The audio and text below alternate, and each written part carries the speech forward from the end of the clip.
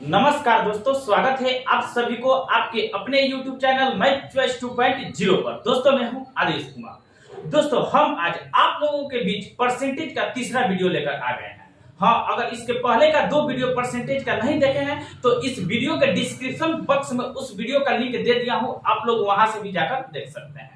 तो चलिए बिना टाइम गवाए बढ़ते हैं डायरेक्ट प्रश्न की तरफ। पहला प्रश्न आपको स्क्रीन पे दिखाई देता होगा। पहला प्रश्न दोस्तों कह रहा है कि किसी परीक्षा में ए तथा बी क्रमशः अधिकतम अंकों का 60% तथा 30% अंक प्राप्त करते हैं। ठीक है ना दोस्तों। फिर कह रहा है इनके प्राप्तांकों का योग 783 है। तो कह रहा है परीक्षा में पूर्णांक कितने हैं कह रहा है। ठीक है ना दोस्तों। तो हम पहले अनुपात में इसको लिख लेते हैं। ठीक है ना दोस्तों, ए अनुपात बी। ठीक है ना दोस्तों, ए अनुपात बी कह रहा है ए तथा बी क्रमशः अधिकतम अंकों का 60% तथा 30% अंक प्राप्त करते हैं। ए जो क्या करता है, अधिकतम अंकों का 60% अंक प्राप्त करता है, जबकि बी क्या करता है, अधिकतम अंकों का 30% अंक प्राप्त करता है। ठीक है ना दोस्तों, बी करता है। अब फिर कह रहा है कि इन प्राप्तांकों के योग 783 है रियल में। तो हम देखेंगे दोस्तों कि प्रतिशत में प्राप्तांकों का योग कितना है। तो 60 और 30 कितना होता है, 90, यानी 90% प्राप्तांकों का योग है। ठीक है ना, प्रतिशत में, जबकि रियल में कह रहा है 783 है प्राप्तांकों का योग। ये दोनों प्राप्तांकों का योग हुआ, इसलिए इसको कर दिया आपस में बराबर।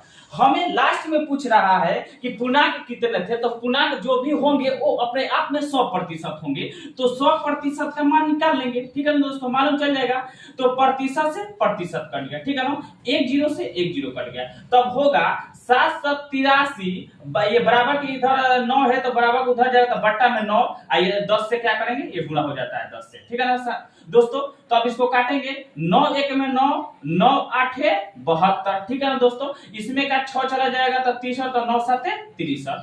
अब क्या करेंगे, 87 में 10 से गुणा करेंगे तो कितना होगा, 870। तो हम कह सकते हैं टोटल पूर्णांक उसमें कितने थे, तो 870 थे। यानी ऑप्शन बी इस प्रश्न का सही उत्तर होगा। तो अब चलिए दूसरे प्रश्न को दोस्तों कह रहा है सेब के मूल्य में 25% की कमी होने पर एक ग्राहक को 240 रुपये में 2 किलोग्राम अधिक सेब मिलते हैं। तो कह रहा है प्रश्न कि घाटा मूल्य प्रति किलोग्राम कितना है। ठीक है ना दोस्तों, एक ग्राहक को 25% की कमी होने पर 240 रुपया में 2 किलोग्राम अधिक सेब मिल रहा है। ठीक है ना दोस्तों, 240 रुपया में 25% कमी होने पर, तो 240 का 25% निकाल देंगे। ठीक है ना दोस्तों, 25% कमी होने पर यानी कितना किलोग्राम सेब अधिक मिल रहा है, तो 2 किलोग्राम। तो 2 से भाग कर देंगे तो हमें 1 किलोग्राम सेब का मूल्य निकाल, प्रति किलोग्राम सेब का मूल्य निकल जाएगा। तो ठीक है ना दोस्तों, तो इसको पहले काट लेते हैं हम दोस्तों। 2 से काटेंगे इसको, 2 1 में 2 और 2 बढ़ा 24 होता है, 1 जीरो, यानी 120 गुणे 25 और प्रतिशत का मतलब दोस्तों बट्टा में 100 होता है। ठीक है ना दोस्तों, तो इसको काट लेंगे। 1 जीरो से 1 जीरो कट गया। 5 से काटेंगे तो 5 5 25, 5 दूना 10। 2 से काटेंगे तो 2 1 में 2, 2 6 का 12। अब गुणा कर देंगे, 6 में 5, 6 5 30, यानी 30 रुपया होगा प्रति किलोग्राम सेब का मूल्य। ठीक है ना, प्रश्न में कहवे कर रहा है कि प्रति किलोग्राम कितना है, तो 30 रुपया प्रति किलोग्राम है। यानी ऑप्शन ए इस प्रश्न का सही उत्तर होगा। तो अब चलिए तीसरे प्रश्न को देखते हैं। तीसरा प्रश्न दोस्तों कह रहा है किसी परीक्षा में 60% विद्यार्थी अंग्रेजी में तथा 70% गणित में उत्तीर्ण हुए। उत्तीर्ण का मतलब यानी पास हुए। ठीक है ना, फिर कह रहा है यदि 20% विद्यार्थी दोनों विषयों में अनुत्तीर्ण रहे यानी फेल हुए हैं हो, तथा 25 विद्यार्थी दोनों विषय में उत्तीर्ण रहे हो, तो कुल परीक्षार्थियों की संख्या कितनी है। टोटल परीक्षार्थियों की संख्या दोस्तों हमसे पूछा है। ठीक है ना दोस्तों, इस टाइप के सवाल जब भी आप लोगों के बीच आए तो 2 फार्मूला लिख देना है, याद रखिएगा। ठीक है ना दोस्तों, पास बराबर होता है, पास बराबर होता है पास प्लस पास माइनस पास। ठीक है ना दोस्तों, एक होता है फेल। फेल जब कहे तो फेल बराबर होता है fail plus fail minus fail. ठीक है ना दोस्तों, ये 2 फॉर्मूला आप लोग याद रखिएगा। ठीक है ना दोस्तों, इसमें कह रहा है कि 60% विद्यार्थी अंग्रेजी में तथा 70% गणित में उत्तीर्ण हुए यानी पास हुए। ठीक है ना दोस्तों, पास वाला फॉर्मूला लगाएंगे। 60% कह रहा है अंग्रेजी में फिर प्लस 70% कह रहा है गणित में उत्तीर्ण हुए हैं। ठीक है ना दोस्तों, फिर माइनस है तो माइनस दे देंगे। फिर कह रहा है कि 20% विद्यार्थी दोनों विषय में अनुत्तीर्ण रहे यानी फेल रहे, तो उत्तीर्ण कितना हुए, तो उत्तीर्ण क्या कह रहा है, तो जब 20%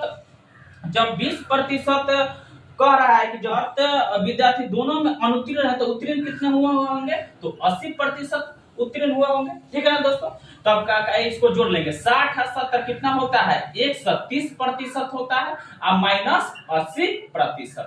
तो 130 में से जब 80 घटाएंगे तो कितना बचेगा, 50%। तो हम कह सकते हैं प्रतिशत में 50% उत्तीर्ण हुए हैं, जबकि रियल में कह रहा है कि 2500 क्या हो रहा है, उत्तीर्ण हो रहा है। ठीक है ना, ये दोनों उत्तीर्ण का डाटा हुआ, इसलिए इसको कर दिए आपस में बराबर। हमसे लास्ट में पूछा है कि कुल परीक्षार्थियों की संख्या कितनी है, तो कुल परीक्षार्थी की संख्या जो भी होगी वो अपने आप में कितना प्रतिशत होगी, 100%। तो 100% का मान निकालेंगे। ठीक है दोस्तों, प्रतिशत से प्रतिशत कट गया, 1 0 से 1 0 कट गया, तो क्या लिखेंगे 2500, अब बट्टा ये बराबर की इधर उधर जाएगा 5 है तो क्या हो जाएगा, बट्टा में 5 गुणे ये क्या हो जाएगा 10। ठीक है ना, इसको काटेंगे 5 के 5 5 5 है 25। ठीक है ना, आइए 2 0 अब गुणा कर देंगे, 500 में 10 से गुणा करेंगे तो कितना हो जाएगा 5000। तो हम कह सकते कुल परीक्षार्थी कितने हैं, तो 5000 है, यानी ऑप्शन डी इस प्रश्न का सही उत्तर होगा। तो अब चलिए चौथे प्रश्न को देखते हैं। चौथे प्रश्न कह रहा है एक परीक्षा में उत्तीर्ण होने के लिए 35% अंक लेने होते हैं। ठीक है ना, एक अभ्यर्थी को 40 अंक मिले तथा वह 30 अंकों से अनुत्तीर्ण हो गया, परीक्षा में अधिकतम अंक कितने, यानी एक अभ्यर्थी को पास होने के लिए 35% अंक लेने होते हैं। ठीक है ना दोस्तों, 35% अंक लेने होते हैं, लेकिन वो कर क्या रहा है, 40 अंक मिल रहा है, फिर कह रहा है कि 30 अंकों से अनुत्तीर्ण हो गया, तो इसमें प्लस 30 हम जोड़ देंगे तो क्या हो जाएगा, उत्तीर्ण हो जाएगा। ठीक है ना दोस्तों, तो 35% बराबर क्या होगा, 40 को 30 को 70 को, ये दोनों उत्तीर्ण का डाटा हुआ, इसलिए इसको कर दिए आपस में बराबर। हमसे लास्ट में पूछा है कि परीक्षा में अधिकतम अंक कितने हैं, तो परीक्षा का अधिकतम अंक जो भी होगा वो अपने आप में कितना प्रतिशत होगा, 100%। तो 100% का मान निकालेंगे, प्रतिशत से प्रतिशत कट गया तो 70, अब बराबर के इधर 35 उधर जाएगा तो बटा में 35 गुणे क्या हो जाएगा 100। ठीक है ना दोस्तों, इसको काटेंगे 35 से 35 35 दूना 70। ठीक है ना दोस्तों, और 100 में 200 100 दूना 200। तो हम कह सकते हैं परीक्षा का अधिकतम जो अंक है 200 है, यानी ऑप्शन सी इस प्रश्न का सही उत्तर होगा। तो ऐसा ही वीडियो देखने के लिए धन्यवाद। मेरे चैनल को सब्सक्राइब और वीडियो को शेयर जरूर कीजिएगा।